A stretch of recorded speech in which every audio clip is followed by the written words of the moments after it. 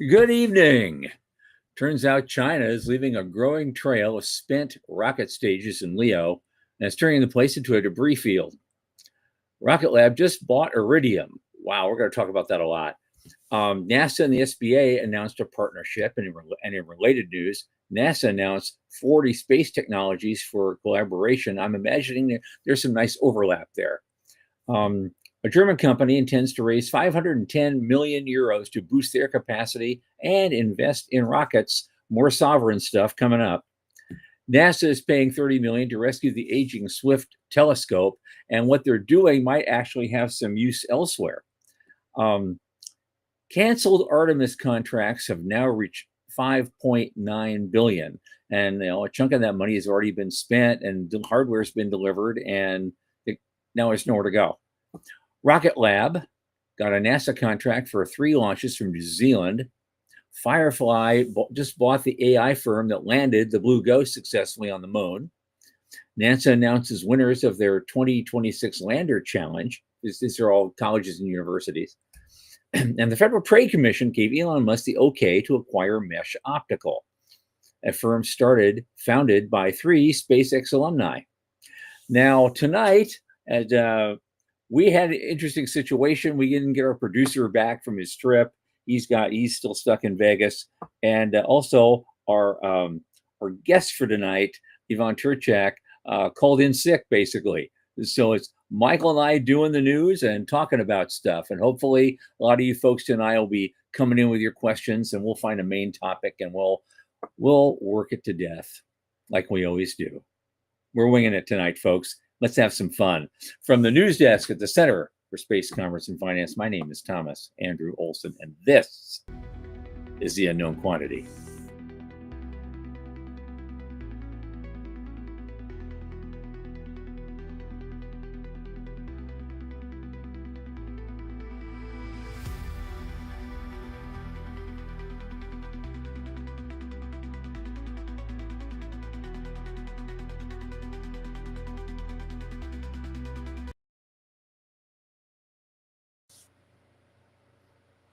And as you know, this program is brought to you by the Center for Space, Commerce, and Finance. What do? We champion and strengthen emerging space startups and space-adjacent enterprises worldwide through advisory, access, and advocacy. Our legendary pitch events and world-class boot camps fortify startups to be better investor-ready.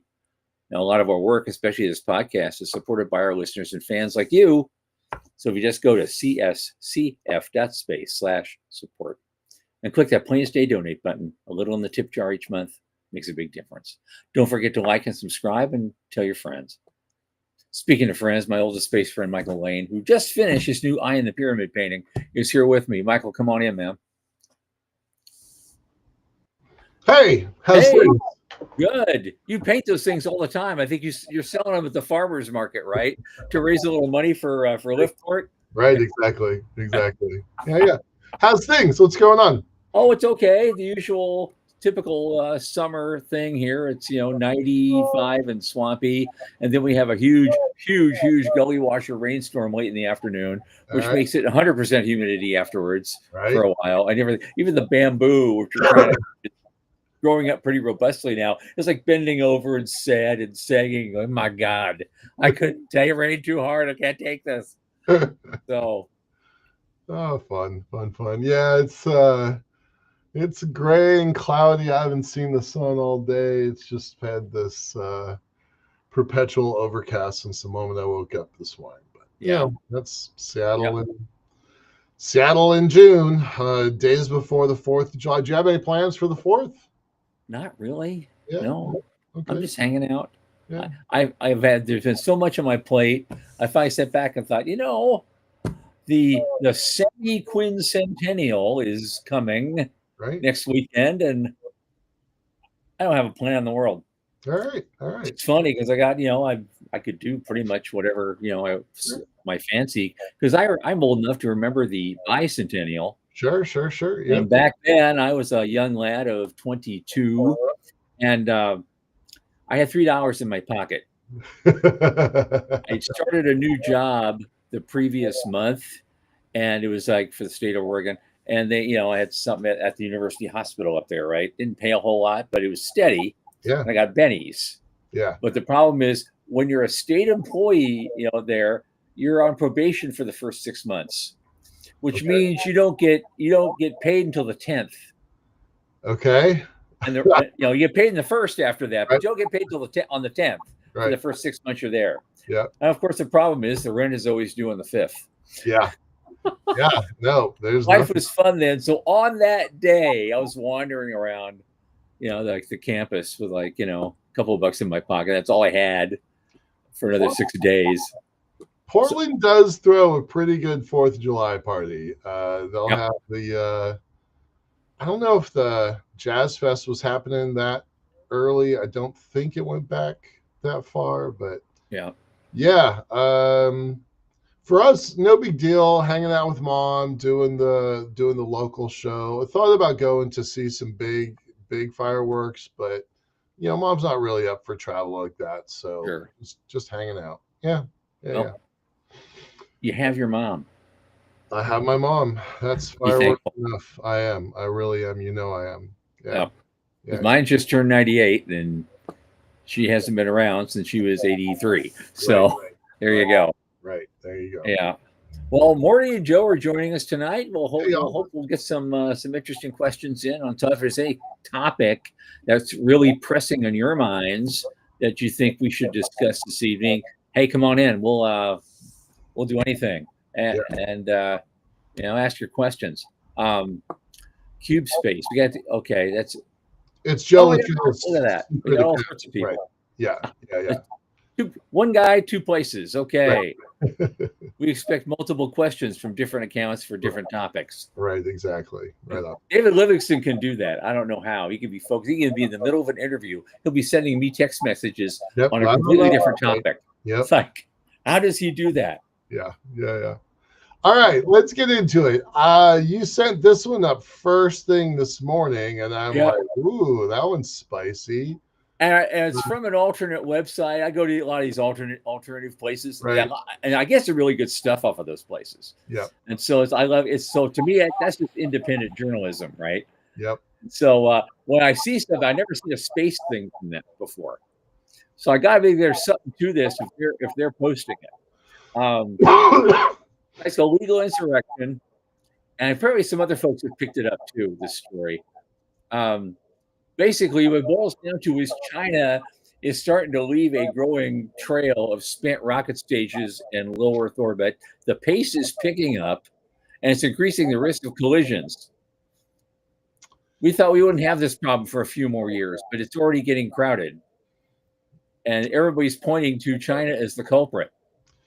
Yeah, this report here that they reference from Breaking the Fence really kind of dug into it with some real facts here, right? That 98% of the global increase is abandoned rocket body mass. China has left over 40 times the amount of the combined of the rest of the world. Yeah. Like that's insane stuff, right?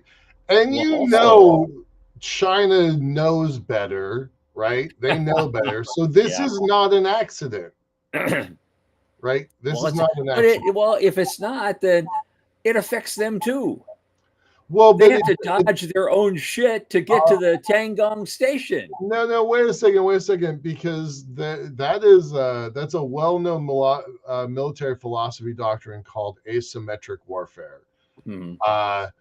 Because the U.S. has more than 85% of all the assets in orbit, it affects us more than anybody else, right? And rocket bodies that popped up that broke apart the last 2 times, both of them were China. And China does know better, right? So this is not an accident. Interestingly, they also noticed that obviously another clear danger. It's not even just the booster itself, but some of these things still have some leftover fuel in there. right? And so something, yeah, boom, now you have 1 million more objects. Thank you. Have a Yep. nice day. Yep. Yep. And so, yeah, they've got their own space station and they've got their constellations in development, but they don't have the numbers. And these are typically hanging out at the 650 kilometer level altitude. And so they're just going to put them in other places. So basically, they have planted carefully untimed bombs in really important locations, and they're just waiting for them to go off. Yeah. Yeah. Okay, so what the title of the article suggests, they've created a minefield, Yep. and it's literally true. It's literally true. It's not a metaphor. No, it's not. It's not. Yeah. It does kind of go. I'm going to make the leap that it also ties into lawfare, but it's not that they are practicing lawfare the way they usually do. In this case, they're exploiting a loophole that doesn't force them to do anything about it. There's no, there are agreements in place, but there are no treaties that say you must deorbit by such and such a time. So, right. And yeah. so, it does underscore the fact that there isn't it's not, I'm not saying the word regulatory, but I am saying the word diplomatic. There's got to be some kind of, because we have the Outer Space Treaty, we have these other things. We need to have something on a global scale that at least we agree to certain principles when it comes to mitigating debris, and this is what we agree to and how we're going to do it from now on. Yeah. And this just really underscores the fact that it needs to happen a lot sooner than we probably thought. Well, so those things exist in some cases, but they're not at the treaty level. They're at it would be a good idea if level, right? It's not a treaty. So, and then the other thing that this article kind of ties in with this, although they are unrelated, is that China has a space plane that acts a lot like our X-37B that goes up and deploys things for the for Space Force, and so they've got one that has let 9 different little things loose that we don't know what they are or what they're I just saw that report that one of those got out there and deposited something in orbit and then went away. So but we do that stuff too. Our own X-37 does that stuff too. We don't know what classified payloads they're sending up there. Yep. So, hats off to the folks at Leo Labs and the report that they wrote. I'm just going to read one piece of it. Between 2021 and 2025, China has abandoned 51 spent rocket bodies in LEO above 650 kilometers, more than doubling the number of the previous 5 years, bringing the total to 96. So in the last 5 years, somebody up top has said, you know what? Why don't we just leave our junk up there? It's fine. It's good for us to do that. It's dandy. Well, but no, it's more to the point. It is good for us to do that, right? So, don't love that. I got into some of the comments, by the way, which are quite entertaining. I don't usually read the comments, but some are pretty good. But then, somebody's like, just create a tractor beam like in Star Wars, which I thought was pretty entertaining. But the other one is like, look, go make a debris capture company and just do that, except those items are still technically the domain of the People's Republic. So you actually start an international incident by taking them. But there are already international treaties and laws regarding salvage rights. Could you make the legal case that you can extend that to space? It's abandoned Those material. haven't been tested yet, so Yeah, well, maybe you got to maybe have a pile of money to build the spacecraft to go grab them, and then you need a pile of money to defend yourself in the international court systems. Yep. Yeah. Yeah. Maybe that one outfit we talked to a long time ago, maybe that's why we're not hearing much from them right now, because they're discovering that themselves. Before we move on from this topic, though, I want to just offer a little aside, a little Sure. maybe you check this out. If you got your phone, go find an app called Skyview. Now, the free app doesn't do called Skyview. The free app doesn't do a lot. Yeah. But the paid app, the paid version, it's a whopping $3, right? Yeah. Okay, the paid version, in addition to showing you where all the planets are and all the constellations are and certain very bright stars, it also shows the positions of every piece of orbital debris that's being tracked somehow. And it'll show you an image of this, like a spinning booster, and you'll click on it, and it'll go, "Oh yeah, this is a certain Atlas rocket or Atlas booster that was first launched in 1963, and it's still orbiting. And here's something from '88 that was cast off from the shuttle. Here's some other thing that was going on, and there's tons of this stuff. It's all over the place. It's like a rash on the screen, but it's entertaining to look at some of these things. Yeah. It is pretty neat. I actually did do that one time after the show and got the app. It is pretty cool to show that stuff off. Yep. All right, let's move on to next up, guys. Next up, this is huge. Yep. This is huge. Rocket Lab buys Iridium.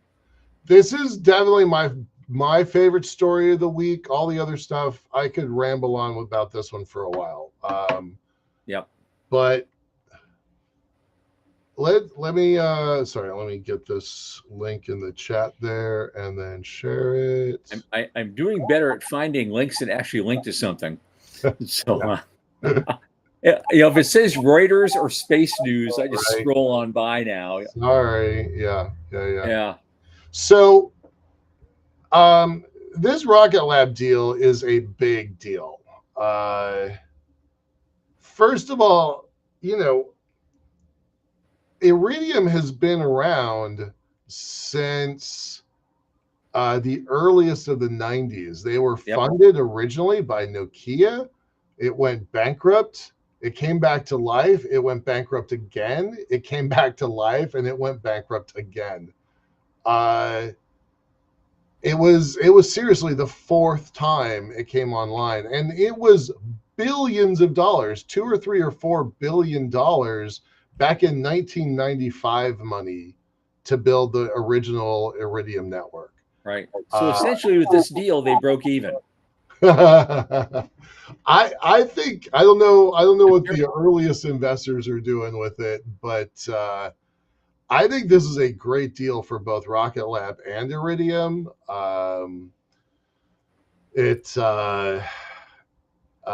It's about an $8 billion deal. They're getting 80 satellites as part of it, but they also get 2.5 million customers.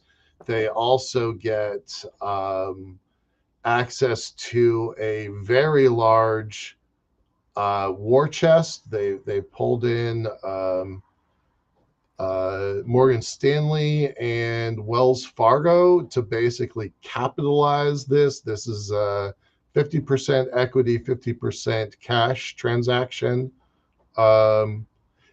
Jason, Iridium became insolvent several times. Oh, they had the model for insolvency through the 80s and early 2000s. So they, going back to my days at Boston University, they were we actually dug into them pretty deep because they were, I wasn't doing anything at all with space then, but I was in the business management track, and their deal was so complicated. They had to go to every single nation that they had flyby over and get one nation at a time to approve their deal, which is what took so long. The engineering was done and flew on time. They did not have a single mishap, but the task of getting overflight permissions and connectivity on the ground permissions, it ate up so much of their resources they could never get profitable. That was version 1 and version 2 of Iridium. So yeah, Jason, they definitely had some they had some bad days, but so far as I know, they've been profitable for quite a while now. Not massively, but adequately. Hence the $8 billion valuation. But that's $8 billion in US dollars today. Track back to what was $4 billion worth in 1995. I don't think that's a break even. I think that's a solid fail, because of the inflation and the time value of money. So yeah. Is this right? Jason's saying that it's a product that Beck himself uses. That goes back to Warren Buffett's, drink Coke, invest in Coke philosophy. I didn't know that. That's kind of cool. Yeah, so I think this is a great deal. I think it's good for both of them.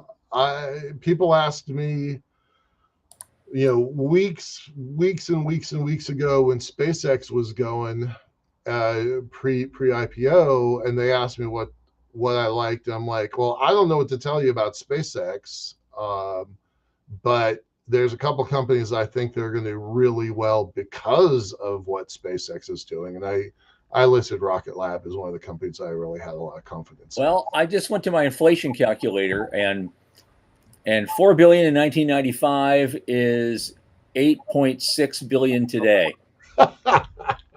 There you go. So it is pretty close to break even. Good for them. Yep.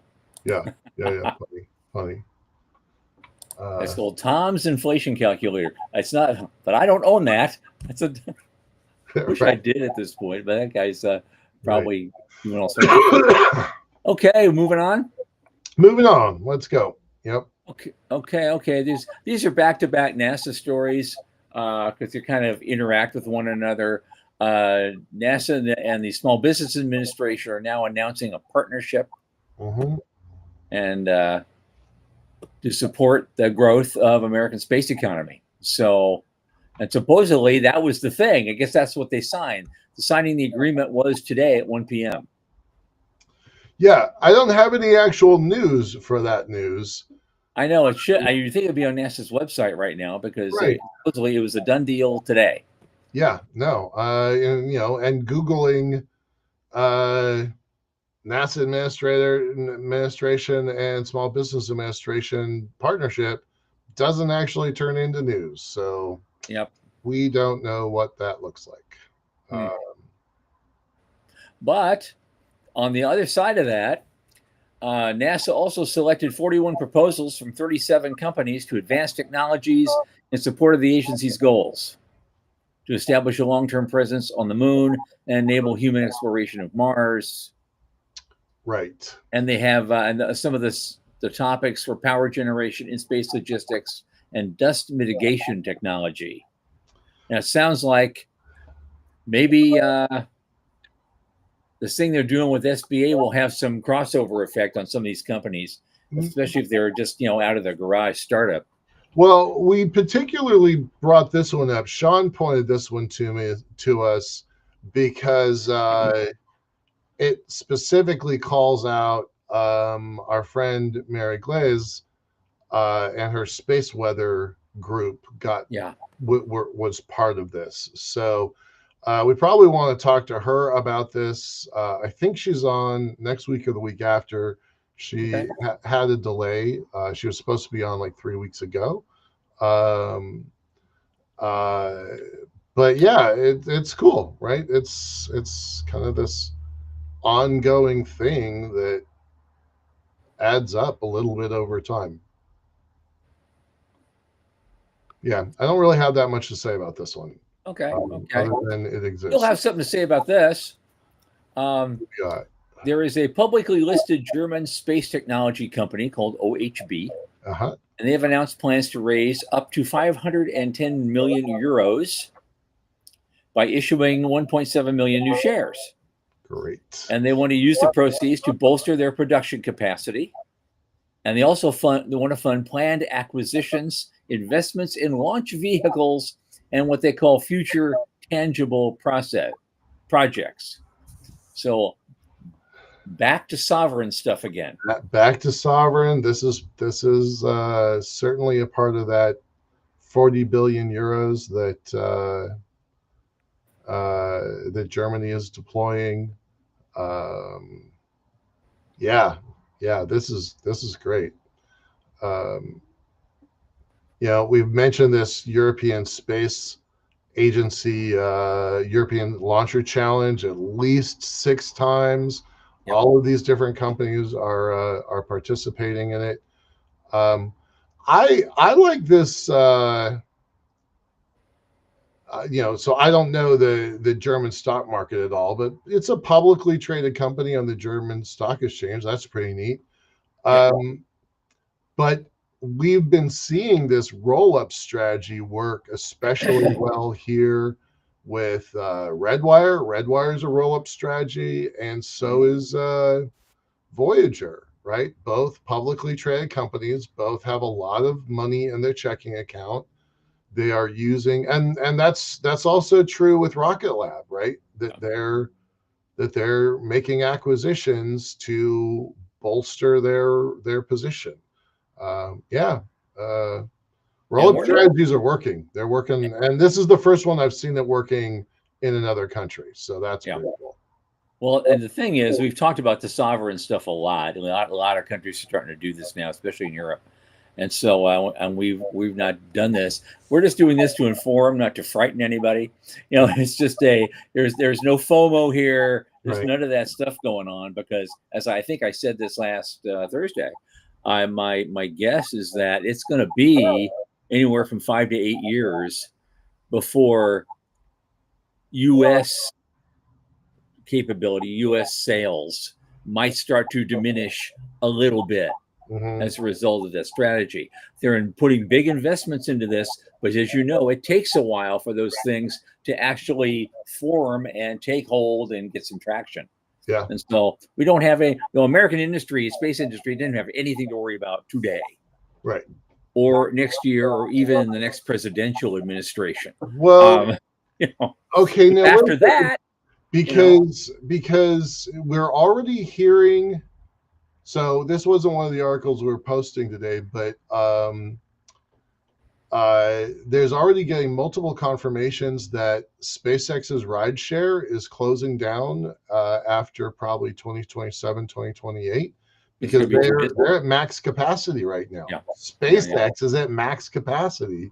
And now if you add in Rocket Lab using their own Iridium network satellites going up, Iridium might be at max capacity, and we've already seen that Blue is using other people's rockets as it rebuilds its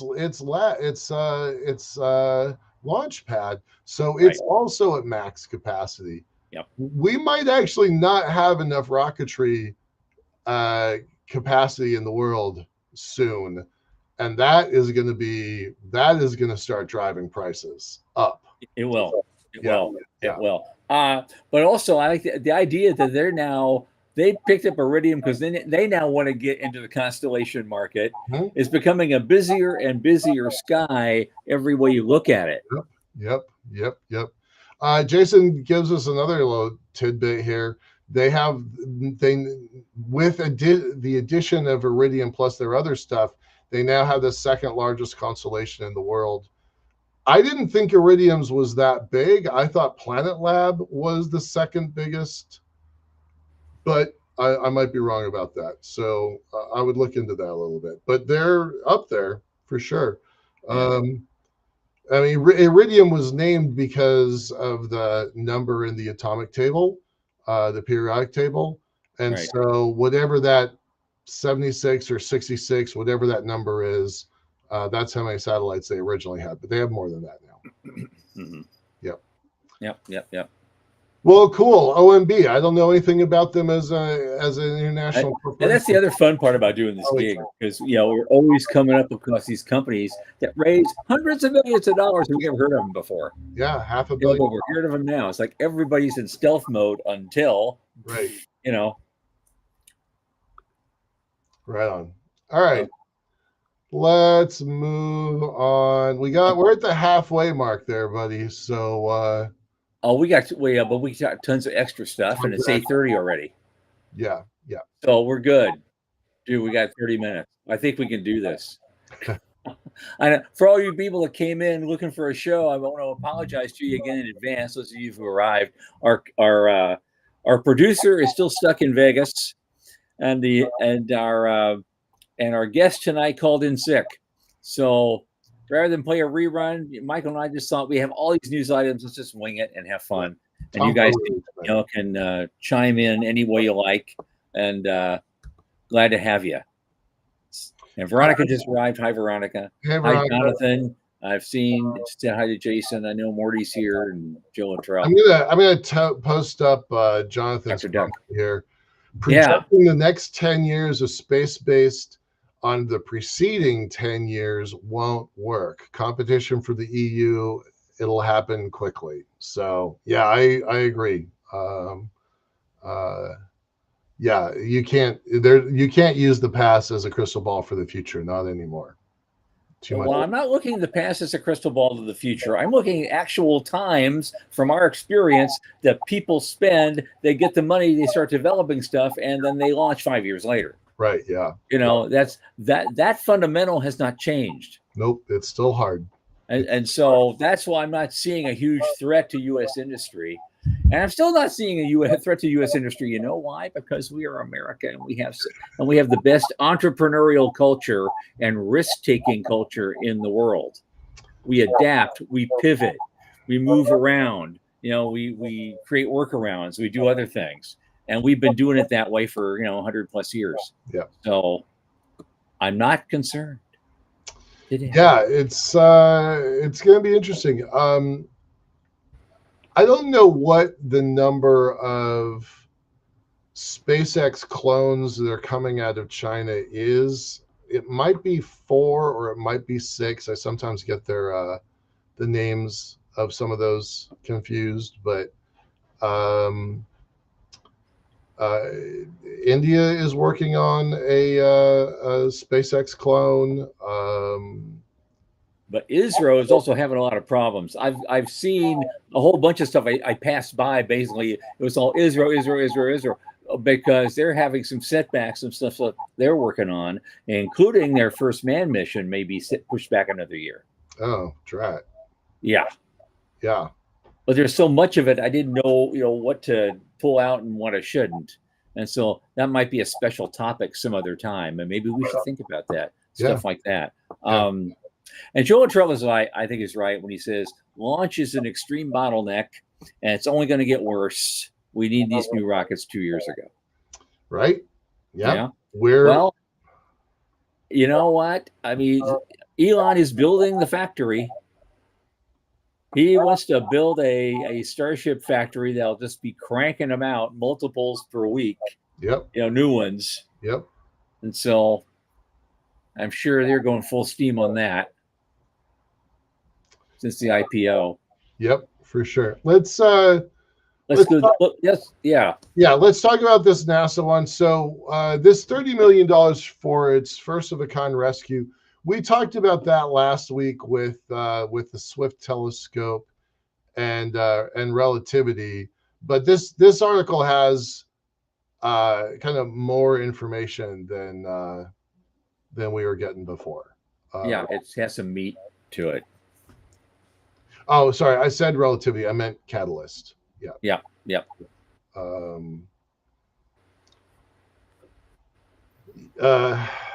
Here's the quote here. This is not just any spacecraft. This is an observatory with unique capabilities for astrophysics. It is a swift observatory that can quickly pivot across the night sky, to find things that go boom in the night.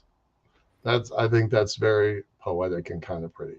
Yeah, it is. It also, it's one of the few that looks for gamma ray bursts. Right, right. Vaguely important. Yeah, things that go boom in the night. Yeah. I don't understand this though. Uh, it was launched in 2004 for $250 million, and so they're going to go up and rescue it. Is that the plan? Is that what I'm seeing here? Um, Reboost it. Hmm. Is that the basic idea? That's the basic, rendezvous and reboost it. Because if you can do that, then I know that Isaacman was really interested in reboosting Hubble. It almost feels like a dress rehearsal for boosting Hubble. That's how I was. And that's exactly what's going on, because I think Jeff Faust put out something like that this morning. Oh, okay, They're cool. saying that because they're using an old Pegasus for this, Okay, all right. and so it's not even a Falcon or something. Using an old Pegasus, and that would be good enough. So 30 million is like a cheap deal compared to a lot that could be done. But they're thinking if this is successful, they're going to try a similar thing again to boost other things like the Hubble, et cetera, et Awesome. cetera. And Awesome. so, yeah, this could be a low cost solution to keep some great assets in place. They're still useful. Nice. Like you and I, some great assets in place that are still useful. Vintage assets, may I say? Yes. All right, let's stick with NASA here. Now this is the other side of it. Right. Yeah, they canceled the hardware contracts, and the canceled contracts reached 5.9 billion. That doesn't mean it almost says that it's, oh, you saved 5.9 billion dollars. No, you didn't. You spent a lot of that already. No, right. And you actually took delivery of what got built. Right. And now it's just going to sit there in a museum with the Ark of the Covenant. I saw Raiders of the Ark this weekend as their 40th anniversary. Uh-huh. So much fun. Yeah. And I'm sorry, this is a personal aside here. So we went to the symphony, the Seattle Symphony. So you had the live orchestra on the bottom and the movie up on the screen above. And so you were getting this kind of symphonic experience, but also the great movie.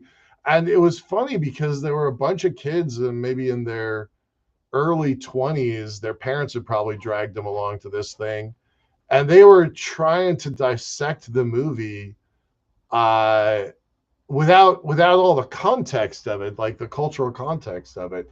But it was great to see it. It was great to see it this weekend. And yeah. Although rightfully Joe Luttrell says the plan is to boost this and continue working, but we need more of these telescopes, not just a boost to an old one. Right. Yeah. And I would remind him that Nancy Grace will be launching this year. Right. We are. Yep. So yes, one more. We're going to get one more. I don't know about after that. Oh, we'll definitely have a telescope on the far side of the moon for sure. That would be that's the next great telescope. That would be absolutely insane. Mm-hmm. Yeah, but it's just amazing that some of these things, they could cancel the contracts before they got delivery. It's just, my God. So it's just gone. It's gonna sit somewhere. Yeah, and the picture they showed of Jared Isaacman, he didn't look happy at all in that little video. God, poor guy. You're in charge of something that you had no control over. Yep. And it's just gonna be bad press. Like there's no way around it. So yeah. I don't know. I hope that some of these things are in fact useful, but how do you even get them out? Like once they're in the warehouse with the Ark, how do you get them out of that warehouse? Send a letter like, hey, I heard you build a pretty cool module. You want to sell it? Like, you want to put it on eBay? I don't know what you do with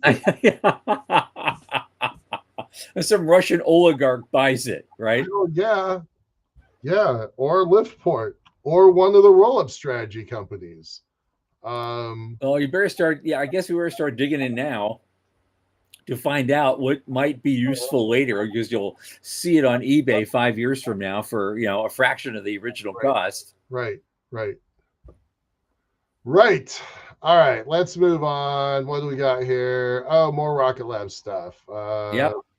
Yeah, we can. We don't have to go into detail over this one. I thought Rocket Lab wins again. They just bought something, and now they're going to launch Sun and Earth Sciences missions from New Zealand, under a NASA contract. I thought was kind of, and they're all taking place next year. I don't really have anything to add to this. We've kind of already talked about.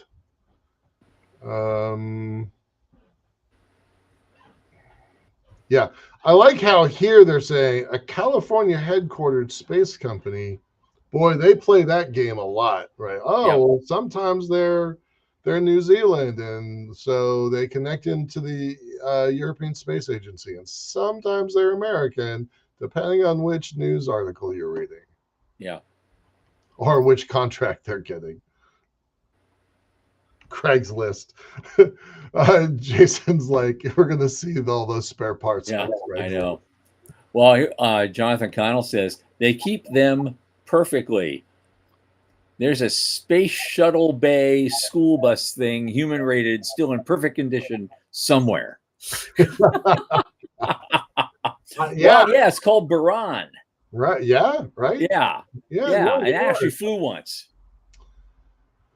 Yeah, it would be pretty great to just like line these things up, get the keys to what's that thing called? Warehouse 17. That's the pop culture version. Warehouse 13. 13, yeah. It was Warehouse 13. That show was fun. Yeah. Just go in and start poking around and see what they got. We'll find the Ark. We find well, of course, if someone did that in Warehouse 13, it always inevitably led to a cluster. Right. Before the end of the show. Right. They're destroying the space-time continuum, There's something Tesla built. Right. All right. What do we got about Firefly? This is the coolest thing I've seen all day. Because they hired these people to do the AI-based software that enabled not Blue Moon, but their Blue Ghost spacecraft on the moon. But one of the few that landed successfully without tipping over. Right. And so they decided, I guess, here it is a year later or more. Let's just acquire that whole company. Right. So we can have that exclusively for ourselves, because what they do is so good, we should be, renting it out. That's not just what we were talking about a minute ago as a roll-up strategy. That's also a defensive capability that they want to make sure that they keep for themselves. Yeah, I dig that. That was smart. I thought that was the craziest, coolest thing. Yeah, it's a short little thing, but it was enough. We got enough. Yep. So that's that. Here's John Connell saying he knows somebody who's trying to buy that school bus thing. All right, well, that's pretty neat. Okay. And then here's Latrell. For sale, 1 space-rated storage module, never used. Make offer. That's the Craigslist. Bring your BYOL. Bring your own launcher. Bring your own launcher. All right. Here's one for the kids here. Yep. Gotta love the branding of this Hulk Human Lander Challenge. It's for the students, and trying to figure out, how to. This kind of goes a little bit with Dallas Beanhoff from last week, where he was talking about one of the challenges that he runs. So $10,000 to California Polytechnic State University. Good for them. Cal Poly has been a rock in these things forever. I remember Cal Poly when I was living there. Those guys were a rock then. They always crank out some really top-ranked people. I had a pretty good intern from Cal Poly. Yeah, Yeah. Yeah. Yep. Is that in Santa Barbara? Am I Yes, remembering the same place? I Yeah. believe so. Yep. Either that or is it SLO? I don't remember. I don't remember. Yeah. They're like right next, pretty close to each other. So Yeah. Yeah. Yeah. yeah. Through competitions like the Human Lander Challenge, NASA fosters a next generation of engineers and researchers while advancing the technologies needed for astronauts to explore deep space. Kind of hard to go wrong with that program. That's true. For more information, see Artemis program. That's funny. Yeah. Yeah. Okay. All right. Um, All right. now, here's the one that interests me because it's just a natural outgrowth of the IPO. So, in a way, because Elon Musk apparently got permission from the Federal Trade Commission to acquire a startup called Mesh Optical Technologies that were founded by 3 former SpaceX engineers last year. We're gonna see that happen over again. It's already circling around. Uh-huh. Uh-huh. I'll bring you back. And the guys at Mesh are going, we tried to get out. He pulled me back in. No way. They're like, woohoo! We doubled down. Yeah. Yeah. Yep. This off of another acquisition last week with Cursor. I mean, he's got the capacity to have SpaceX go into the roll-up strategy game we were just talking about in a big way. $80 billion in the bankroll and the ability to print money off of your equity. Speaking of which, what's the price today? Did you look? It dropped for a bit. Yeah. Give me a sec. Okay, we're going to do that. We're going to do that. Way to the bottom. God, it's up. It's up 10 today. Okay, all right, 164. all right. But it dipped low enough for your option to cash. Yeah, I didn't trip my option. Oh well. All But right. I've got all the rest of July. Okay. All right. So, well, I think it is also being pulled along by the markets a little bit in general. The Dow was up 306, Nasdaq was up 522, even the S&P was up. So, yeah. Well, let's come back to Mesh for a second because okay, let's just look through this for a second. Mesh Optical came out of stealth in February when they announced it had raised a $50 million Series A. Yep. And then isn't February when they announced when SpaceX announced their IPO? Like, what great timing is that? Like, hey, absolutely, we're going to be our own thing, and then immediately after, SpaceX is like, nope. And here's the key paragraph right here. This is why SpaceX picked them up. Because the Mesh co-founders saw an opportunity to develop optical transceivers for terrestrial data centers. Guess what? Yep. And you say Anthropic, and you say, all those other AI things that he's been hoovering up. Yep. Good. So, call. It's weird. It's almost like these guys that work at like big corporate entities, I say traditionally, and then they get out of the big corporate entity and they go work for the government and a regulator for a on. Then they get out of that and they become a lobbyist. Right. I mean, it's the same thing. It's just a different principle, and a lot more money changes hands. Yeah. Of course. Yeah, a revolving door with stock options. How do we get in, Michael? How do we do that? Oh, no, I'm not going that route, but it is fun to watch from the outside. Yes, it is. And we're good at doing that. Yeah. Joe Luttrell is speculating that SpaceX is going to go into the Earth observation market. This purchase is a quick way to get into the optics quick. All right. I wasn't really thinking that, and I think they have other priorities, but SpaceX doing Earth observation with 1 million satellites, why Why wouldn't you just go and buy Planet Labs? I don't know that. I don't know that I agree with you, Joe. I'm not sure I do. Oh, different type of optics. All right. I'm not really sure what you're saying there. I don't think SpaceX is going to do Earth observation. I think they could do it if they wanted to. I just don't necessarily think. But is it a big enough of a paying market for them to want to do that? It is, but it's also pretty full. Like there's a lot of people doing that. Yeah. I don't think they have the same opportunities there that they would in other. And when a market's that full, the margins always go down. Right. Because everybody's competing. Yeah. It's always a race to the bottom then. Yeah. Well, that is the end of our official news. Unless you got to throw some stuff up there, Tom. I've got some. I sent you a bunch of stuff. Like here's a thing. It's the CNBC's bottom line. Okay, I got them. Yep, I got them right here. SpaceX stock has cooled. Hiring for jobs in the space economy, however, has not. All right, loading these up right now.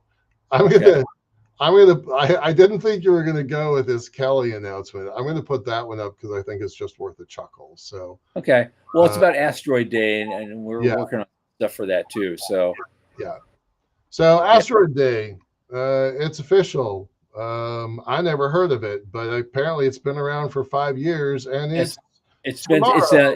the original group is who runs this is an outfit out of Luxembourg. I have connections with them now because one of my guys in Sydney, a second stage investor in Sydney, wants to do an Asteroid Day type of event in Australia.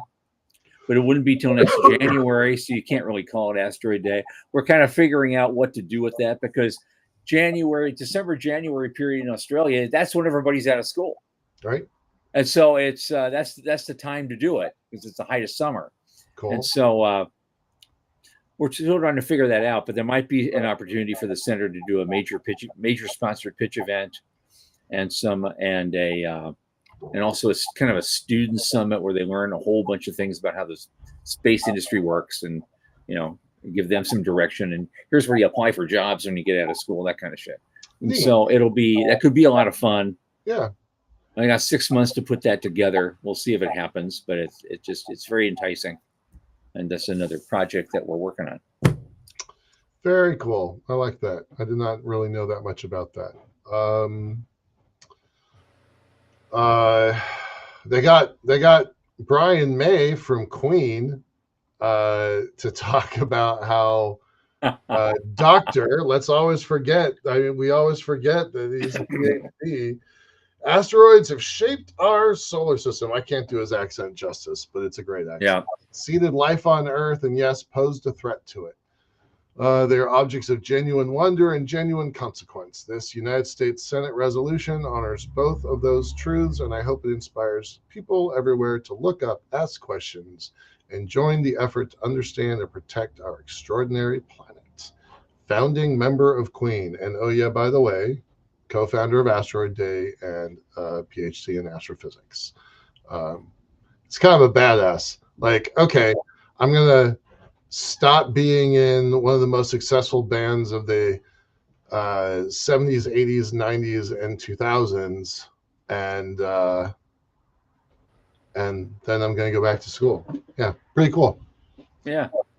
All right, so that's Mark Kelly, senator from Arizona, co-sponsoring this bill. So that's tomorrow. Good for us. Yay for the Yep. All right. Well, the other thing I posted basically said that recent government data show the rate of job growth within the space economy has outpaced the broader labor market. Oh, for sure. I'm not With younger workers in particular being beneficiaries, salaries are high, and there are many open positions for workers with degrees and experience in fields including and especially engineering and information security. Yes. There's a large imbalance in labor supply and demand in our industry, especially in skilled manufacturing positions such as machinists and welders. You don't have to hack code. No, absolutely to not. get into this industry. So is that the which article are you referencing? That's the CNBC article. Uh, SpaceX stock has cooled. Hiring for jobs in the space gotcha. economy hasn't. All right, sorry. Yeah. Not quite as organized on the back end of this one. All right. Yes. Yeah. Washington State, Stan Scholl keeps a running track record, and we are missing thousands of jobs, right? 1,500, 2,500, something like that, unfilled positions in Washington State. And it's such a big deal that the state of Washington hires an economist to track that stuff. So, yeah, that's the only one I can speak of with authority. But Yeah. yeah, it's kind of a big deal. Yeah. What else did I have I thought was interesting? Well, with some guy, I don't know if Forbes says that the Starship could spark explosion in space tourism. You know, but it's that feels like an agenda article. I'm just going to call it what I yep, think it is. yep, Uh, absolutely. But you know, it's Forbes. How often do they talk about this stuff? It's interesting. But they go on and on and on about not a lot, and so yeah, Forbes is not the org it used to be. I'm just going to politely say that. yeah, There's a lot of paid positioning here, for people who don't really know that much about this industry. Surprisingly, the New York Times did a really interesting article on exactly this topic a couple days ago, but we didn't cover it. But they had an outline of just how many people have flown, and they broke it down by Axiom and Blue and Virgin, and they had good things to say about Virgin, which I was surprised at, and I was very surprised at the comments about Axiom, because Axiom has raised $1 billion in fees with their 20 astronauts, which I was very surprised at. So, I'm not going to give this article a lot of credit, but sure. it's there. The Times had a more interesting and I think better researched article. Well, here's something you sent me. It's just a press release, but it was apparently Honeywell Technologies is launched as an independent pure play automation company following completion of Honeywell Aerospace spinoff. Yeah, Honeywell, they've been doing this. They've been planning this for a couple years, apparently. I Yep. heard of that this morning, so I have no backstory here. But now Honeywell Aerospace is publicly traded on NASDAQ. So I was going to watch it. I don't know jack about this thing. Yeah, this is from their CEO. With the completion of the separation, we have successfully transferred Honeywell into 3 independent industry-leading companies: Honeywell Technologies, Honeywell Aerospace, and Solstice Advanced Materials. Each company is built around a distinct strategy with greater focus and financial flexibility to pursue a long-term growth agenda. Cool. Yeah, I dig that. I don't know anything more about it than what's in this article, but I thought that was pretty cool. Had no idea that was happening. All right, we got 1 minute left. Okay, I got one quick one then. All right. Russia. Okay. The TASS put out a press release saying that even though they're behind, Russia will begin exploration and development of lunar resources after 2036. No, the hell they will not. Well, you know what? The moon's a big place, and so in relative terms, if they can, find a way to start scraping something off of it 8 years after other people have started doing that, then good for them. But they're throwing their hat and says, "We're in it. We're in it." A draft presidential decree, quote, on the fundamentals of space policy of the Russian Federation in the field of space activities and the use of its results through 2036 and beyond. That does not translate super well. Yeah, Luna 28, 29, 30 spacecraft. I mean, honestly, Russia is a vassal state of China, and it's probably going to be a failed state 10 years from now. So I don't have a lot of confidence in their ability to hit the moon. Yeah. I'm just gonna, Absolutely. yeah, that's where I got. All right, and with that, and on that, yeah, we are done, man. Thank all of you for being here and sticking with us tonight. This is all just one big, little mess, and I thought we did well, and hope we see Sean again real soon. Next Thursday, this coming Thursday, July 2nd, just before the holiday, Morty Freeman's going to be back with us, but it's a different kind of show. He's going to be doing his pitch. nice. Morty's going to be doing his pitch, and we all get to watch that and ask him any questions that we want. That includes any of you who show up as well. And so it'll be a fun night. I hope you all make it. It'll be a good thing because Morty's kind of Michael's acolyte on the space elevator cult, and he's going for it, and great. That's great. And we're going to see what his business model looks like now, because I know he's had time to refine it. We had some conversations at ISBC, and so I am really looking forward to seeing this. This is going to be a lot of fun. I hope you see you then, and that'll be at 8 p.m. Eastern, as always, on Thursday. And on that, for Michael Lane, I remain Thomas Andrew Olson. Keep watching the skies.